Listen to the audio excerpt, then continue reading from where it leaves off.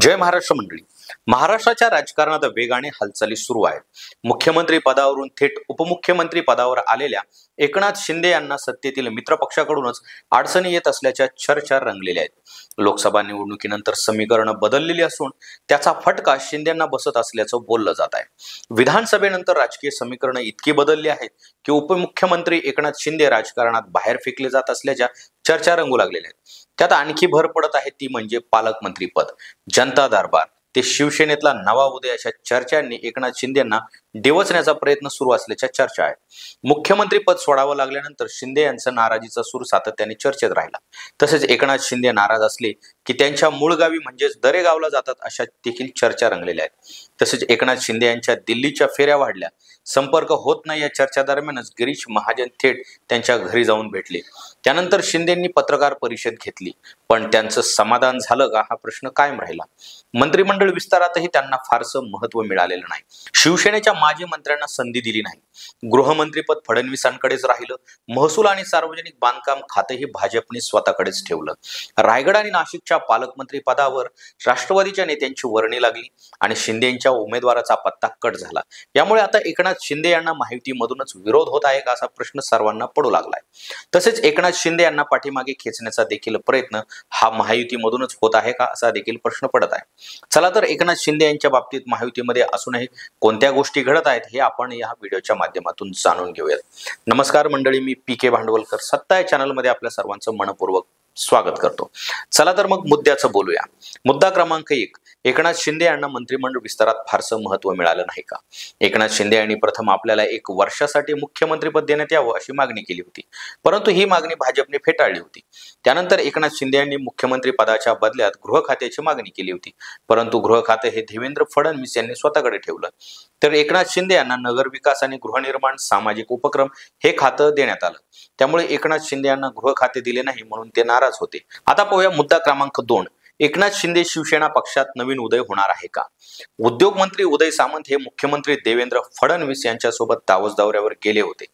त्यावेळी विरोधकांनी शिंदे शिवसेनामध्ये नवीन उदय होणार अशी विधाने केली होती, कारण एकनाथ शिंदे हे मंत्रिमंडळ विस्ताराच्या आधीपासूनच नाराज होते.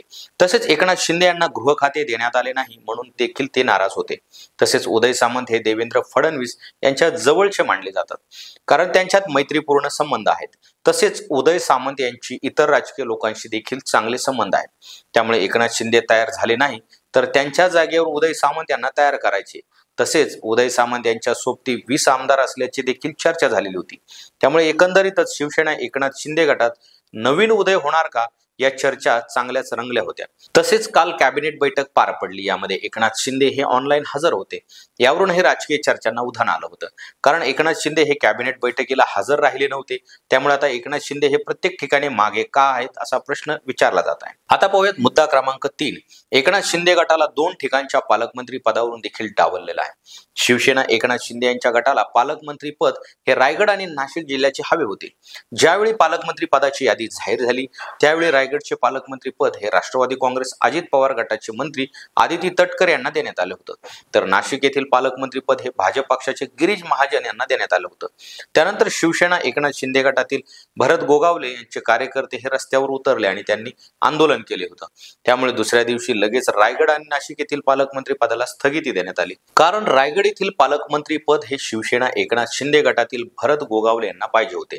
तर नाशिक येथील पालकमंत्री पद हे शिवसेना एकनाथ शिंदे गटातील दादा भुसे यांना पाहिजे होते.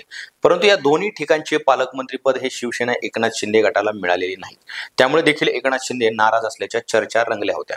तर अजूनही नाशिक आणि रायगड या ठिकाणी कोणत्या गटाचे पालकमंत्री असतील हे अजून निश्चित करण्यात आलेलं नाही. त्यामुळे आता येथील पालकमंत्री पद नक्की शिवसेना एकनाथ शिंदे गटाला भेटणार की राष्ट्रवादी काँग्रेस अजित पवार गटाला भेटणार हे पाहणं महत्वाचं ठरणार आहे. त्यातच अजित पवार यांनी मंत्रालयात ठाण मांडलं. विरोधी पक्षनेते अंबादास दानवे यांची भेट घेतली. मात्र रायगडच्या शिवसेनेच्या 2 आमदारांना आणि एका मंत्र्याला भेट दिली नाही. शिंदेंवर दबाव वाढवण्यासाठीच हा नवा राजकीय डाव असल्याचं बोललं जातंय. यामुळे शिंदे भोवतींचा तणाव वाढत आहे.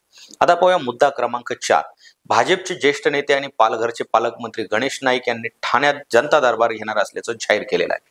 त्यामुळे आता येणाऱ्या स्थानिक स्वराज्य निवडणूकमध्ये ठाणे येथे भाजप शिंदे यांना आव्हान देणार का, हा मोठा प्रश्न निर्माण झालेला आहे. कारण ठाणे महापालिका आगामी निवडणुकीच्या दृष्टीने मोर्चेबांधणी करण्यासाठी ठाण्याची जबाबदारी भाजपने वनमंत्री गणेश नाईक यांच्या खांद्यावर सोपवलेली आहे. ठाणे महापालिका निवडणूक स्वबळावर लढण्याचे संकेत देत ठाण्यात जनता दरबार घेण्याची घोषणा नाईक यांनी मंगळवारी केली. उपमुख्यमंत्री एकनाथ शिंदे यांच्या कोपरी मतदारसंघातील कार्यक्रमात नाईक यांनी ही घोषणा केल्याने ठाण्यात नाईक विरुद्ध शिंदे असा सामना रंगणार असल्याच्या चर्चा जोर धरू लागलेल्या आहेत. शिंदे सेनेकडून आगामी सर्वच निवडणुका महायुतीच्या माध्यमातून लढण्याचे संकेत दिले जात आहेत. परंतु भाजपच्या स्थानिक पदाधिकाऱ्यांसह आता मंत्री नाईक यांनी निवडणुका स्वबळावर लढण्याचे संकेत दिले. त्यामुळे महापालिका निवडणुकीत शिंदे सेना आणि भाजपची युती होणार की नाही अशा चर्चा आहेत. कारण नाईक आणि शिंदे यांचे यापूर्वी देखील पटले नव्हते. लोकसभा निवडणुकीत नाईक यांनी शिंदे यांच्या विरोधात थेट नाराजी व्यक्त केली होती.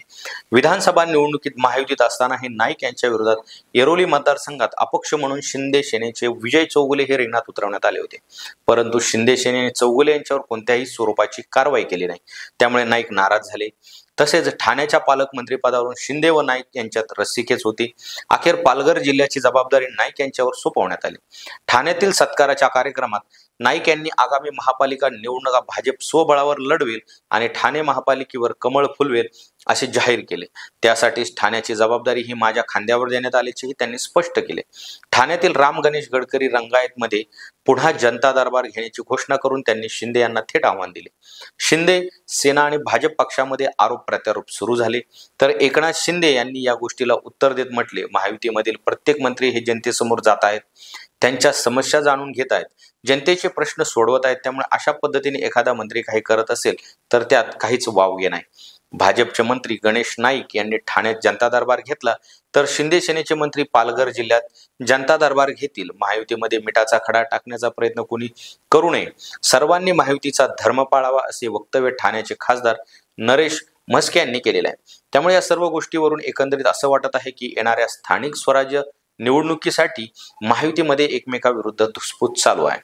तसेच भाजपने ठाण्यात वेगळीच खेळी सुरू केल्यामुळे आता हे वाद किती वाढतात आणि शिंदे त्यातून कसे बाहेर पडतात हे पाहणं महत्त्वाचं ठरणार आहे. तर मंडळी, महायुतीमध्ये एकनाथ शिंदे यांना कुठेतरी कमी करण्याचा प्रयत्न होत आहे का, असं तुम्हाला वाटतं का, हे आम्हाला कमेंट करून कळवा. आणि अशाच माहितीपूर्ण व्हिडिओसाठी सत्ता या चॅनलला सबस्क्राईब करायला विसरू नका. धन्यवाद.